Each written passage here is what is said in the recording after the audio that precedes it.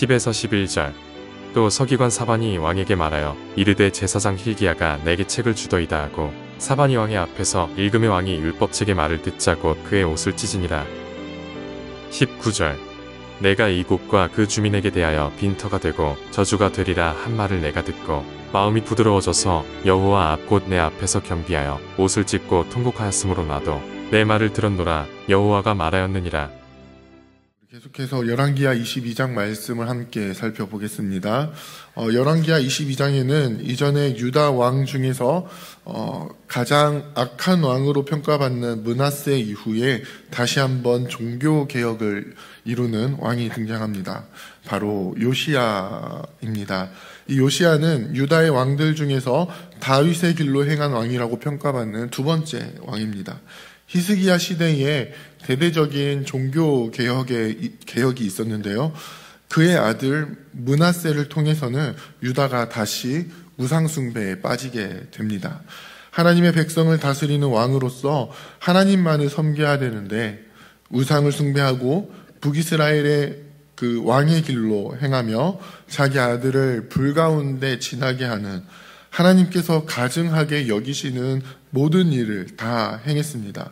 그리고 그의 아들 아몬 왕도 므낫세가 행했던 그 모든 악행을 다 행했다라고 기록을 하고 있습니다.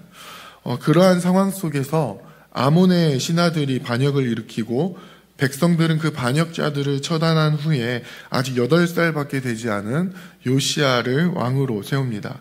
그는 31년간 다스리면서 여호와 앞에 정직하게 행했고 다윗의 길로 행하여 좌우로 치우치지 않았다라는 평가를 받고 있습니다. 그러면서 요시야 생애에서 가장 큰 업적이라 할 수 있는 일을 기록을 하고 있는데요. 바로 율법책을 발견한 일입니다. 성전을 수리하기 위한 기금을 가지고 hil기야를 통해서 이 성전 수리를 하고자 했던 요시야는 그 과정에서 hil기야가 발견한 책을 받게 됩니다. 사반을 통해서 왕 앞에서 이 책이 낭독되었을 때에 요시야 왕은 옷을 찢으며 회개의 자리로 나아갑니다. 요시야 왕은 이 율법책의 내용을 들었을 때에 유다 백성이 하나님 앞에서 크게 범죄하였음을 분명하게 깨달았습니다. 조상들이 하나님의 말씀을 듣지 않았으며 하나님께서 우리를 위해서 주신 말씀을 행하지 않았다라고 고백을 합니다.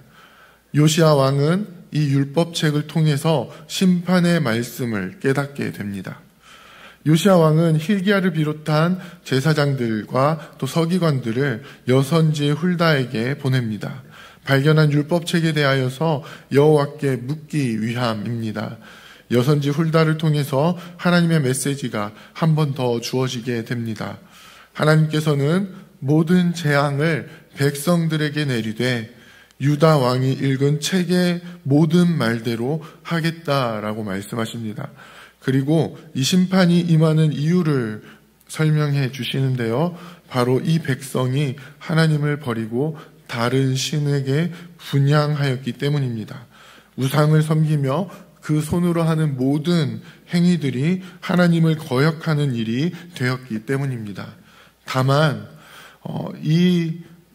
하나님의 말씀을 읽은 요시야 왕에 대해서는 어떻게 말씀하십니까? 19절에 보면요. 하나님의 심판의 말씀을 듣고 그 마음이 부드러워졌다라고 표현을 합니다. 그 부드러운 마음으로 하나님 앞에서 겸비하여 옷을 찢고 통곡했다라고 말씀합니다. 그리고 그 소리를 들으시고 율법책에 기록되어 있는 심판의 말씀은 요시야의 생전에는 내리지 않으시겠다라는 약속의 말씀을 주십니다. 사랑하는 부평교회 성도 여러분, 하나님의 말씀이 우리의 삶에 임하실 때에 우리는 그 말씀 앞에 어떻게 반응하며 살아가고 있습니까? 오늘 요시야 왕은요, 그동안 분실하였던 율법책을 발견한 후에 그 앞에 온전히 겸비한 모습을 보여주고 있습니다. 이 율법책이 어떻게 분실되었는지 그 경위는 알 수 없지만 분실한 그 기간 동안에 하나님의 말씀이 들려지지 않다가 이 율법책을 발견한 이후에 그 말씀이 다시 한번 요시야 왕에게 들려지고 유다 백성에게 들려질 때에 이 율법책을 발견하여 그 내용이 다시 한번 백성들에게 선포되어질 때에 자신들이 그리고 조상들이 하나님의 말씀을 떠나 살았다는 것을 깨닫게 됩니다. 하나님의 백성으로서 어떻게 살아가야 하는지를 분명하게 그 정체성을 가르쳐주고 그 방법을 가르쳐주고 삶의 방향을 제시해주는 율법책에 자신의 삶을 비추어 보았을 때에 한참 벗어나 있다는 것을 깨닫게 됩니다. 그리고 깨닫게 된 이후에 어떤 모습을 보여줍니까? 철저하게 하나님 앞에 엎드려 회개하는 모습을 보여주고 있습니다. 옷을 찢고 통곡하며 하나님 앞에 회개를 합니다.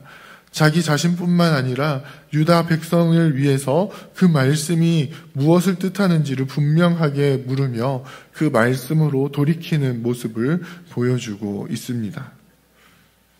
오늘날 이 시대에 많은 사람들을 보면요, 하나님의 말씀이 그 삶 가운데 임하실 때에 그 말씀으로 인해서 삶의 죄악들이 적나라하게 드러나게 될 때에 오히려 하나님의 말씀을 떠나 더 죄악의 길로 행하는 사람들을 보게 됩니다. 마음이 부드러워지는 것이 아니라 더 굳어지게 되는 것을 봅니다. 하나님의 말씀보다 위에 서면서 그 누구의 말씀을 통해 하나님의 말씀을 통해서 자기 자신을 살피는 것이 아니라 그 말씀을 무기로 삼아서 다른 사람들을 정죄하기 바쁜 그런 사람들이 있습니다. 하나님의 심판의 말씀이 마치 자기 자신은 비켜가고 다른 사람에게만 임하게 될 것이라고 이야기를 하는 사람들이 있습니다. 하지만 하나님의 말씀이 임하실 때 오늘 읽은 요시야 왕은 어떻습니까? 그 누구보다도 다른 사람 위에 있고 다른 사람을 재판하는 위치에 있었던 요시야 왕은 어떻습니까? 율법의 말씀에 비추어 봤을 때 백성들이 범죄했다 이렇게 하는 것이 아니라 자기 자신의 옷을 먼저 찢는 것을 봅니다. 회개의 자리로 나아가는 것을 봅니다. 자기 자신이 다스리는 유다가 하나님의 말씀 앞에 온전히 회개할 수 있도록 이끌어가는 것을 보게 됩니다. 하나님의 말씀이 선포하는 심판의 말씀 앞에 겸비하여 통곡하며 철저하게 회개하는 모습을 보여주고 있습니다. 이것이 바로 다윗의 길로 행하는 요시야의 모습 아니겠습니까? 하나님의 말씀이 임하실 때에 그 말씀 앞에 겸비하여 자기 자신을 살피고 말씀이 보여주시는 길로 행하며 심판주 되시는 하나님 앞에 두려움으로 엎드릴 수 있는 하나님의 말씀에 다스림을 받는 하나님의 백성의 모습이 아니겠습니까? 이러한 모습이 우리 안에 있기를 원합니다. 하나님께서 말씀을 통해 백성들에게 요구하시는 모습이 우리의 삶에 온전히 나타나기를 원합니다. 말씀을 통해서 우리의 죄악을 깨닫게 될 때에 겸비하여 하나님 앞에 온전한 회개로 나아가는 우리가 되기를 원합니다. 우리의 삶 속에 임하시는 하나님의 말씀을 통해서 더 이상 하나님이 싫어하시는 길로 행하는 것이 아닌 주님께서 원하시는 길로 행하며 주의 다스림 속에 온전히 거하시는 우리 모두가 되기를 주님의 이름으로 부탁드립니다. 함께 기도하겠습니다. 이제 오늘 받은 말씀으로 함께 기도하겠습니다. 하나님의 말씀이 우리에게 들려질 때 우리의 마음이 완고해지는 것이 아닌 부드러운 마음을 주셔서 하나님 앞에서 옷을 찢으며 진정한 회개의 자리로 나아갈 수 있는 은혜를 주옵소서.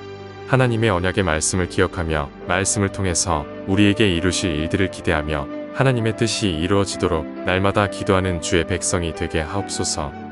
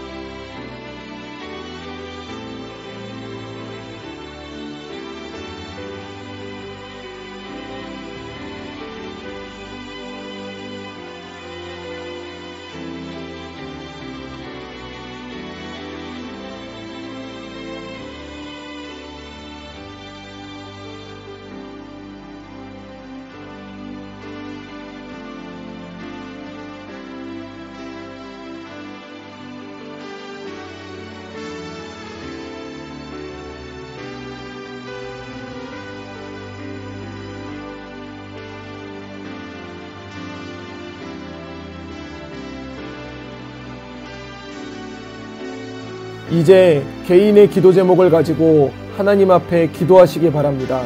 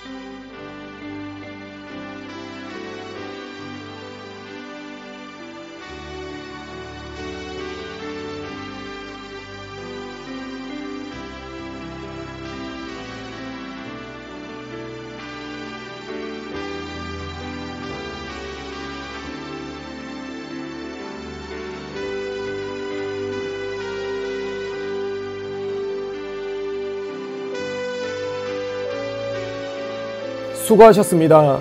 오늘도 하나님의 인도하심 가운데 승리의 하루를 보내시는 우리 재건부평교회 모든 성도님들이 되시기를 주님의 이름으로 축복합니다.